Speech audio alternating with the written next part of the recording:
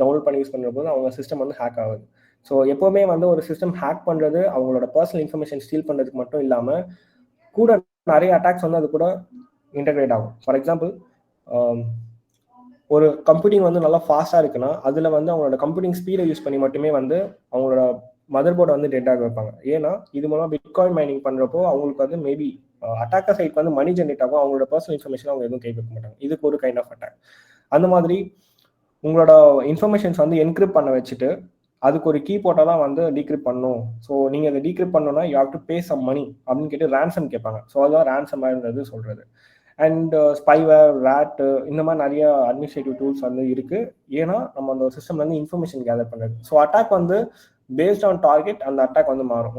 நீங்கள் வந்து ஒரு விக்டமைஸ் ஆகுறீங்கன்னா அது அவங்க டார்கெட் வந்து என்ன மாதிரி அட்டாக் சூஸ் பண்ணாங்களோ அதுக்கேற்ற மாதிரி மாறும். எப்பவுமே வந்து ஒரு கம்ப்யூட்டர் ஹேக் பண்ணி வெப்கேம் மட்டுமே பார்க்கறதோ இல்லை அவங்க பர்சனல் இன்ஃபர்மேஷன் ஸ்டீல் பண்ணுறது மட்டுமே இருக்காது.